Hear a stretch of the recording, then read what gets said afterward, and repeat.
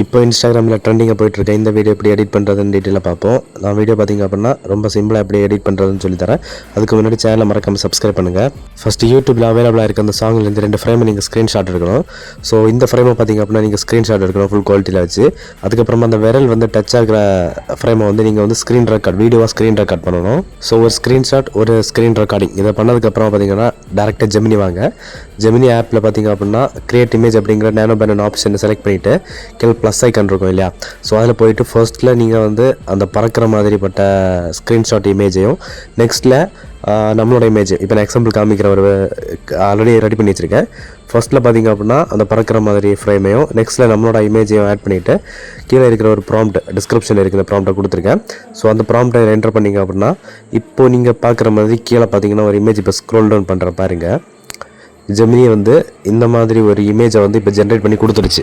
இப்போது இந்த இமேஜை பார்த்திங்கன்னா நம்ம டவுன்லோட் பண்ணிவிட்டு இந்த இமேஜில் இருக்கிற அந்த பர்சன் வந்து மூவ் ஆகிற மாதிரி நம்ம அனிமேஷனில் வீடியோ க்ரியேட் பண்ணணும். ஸோ இதுக்கு பார்த்திங்க அப்படின்னா இப்போது ப்ளே ஸ்டோரில் நான் ஒரு லிங்க் கொடுத்துருக்கேன். ஸோ அந்த லிங்கை கிளிக் பண்ணி இந்த ஏஐ ஆப்பை வந்து இன்ஸ்டால் பண்ணிங்க அப்படின்னா இந்த மாதிரி இன்டர்ஃபேஸ் வரும். கீழே இருக்க ப்ளஸ் ஐக்கானை கிளிக் பண்ணி இமேஜ் டு வீடியோ அப்படிங்கிற ஆப்ஷனை வந்து செலக்ட் பண்ணிக்கோங்க. செலக்ட் பண்ணிவிட்டு பார்த்திங்க அப்படின்னா குவாலிட்டி வந்து 720p கொடுத்துக்கோங்க. அப்போ தான் உங்களுக்கு ஃப்ரீயாக ஜென்ரேட் பண்ண முடியும். ஓகே, இப்போ பார்த்திங்க அப்படின்னா ஃபர்ஸ்ட் 2 இமேஜ் ஆட் பண்ண கேட்டிருப்பாங்க. அதில் நம்ம ஒரு இமேஜ் ஆட் பண்ணால் போதும். ஓகேவா? ஸோ ஃபர்ஸ்ட் காலத்தில் பார்த்திங்க அப்படின்னா நம்ம ஜென்ரேட் பண்ணி வச்சோம் இல்லை இமேஜ். ஸோ நம்ம ஜென்ரேட் பண்ண இமேஜை வந்து இதில் வந்து ஆட் பண்ணிக்கோங்க. இப்போ நான் வந்து ஆட் பண்ணிக்கிறேன். இப்போ நம்ம ஜெமினியில் வந்து ஜென்ரேட் பண்ண இமேஜை ஆட் பண்ணிக்கலாம். இப்போ ஆட் பண்ணிவிட்டு பார்த்திங்க அப்படின்னா கீழே நம்ம ஒரு ப்ராம்ப்ட் கொடுக்கலாம்.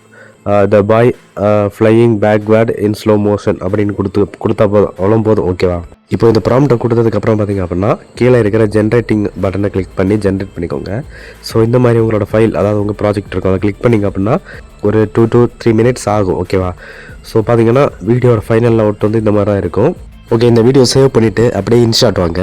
இன்ஷாட்டில் பார்த்தீங்கன்னா நான் ஃபஸ்ட்டு சொன்ன மாதிரி இந்த விரல் டச் ஆகிற சீனை வந்து நீங்கள் வந்து ஸ்க்ரீன் ரெக்கார்ட் பண்ணணும்.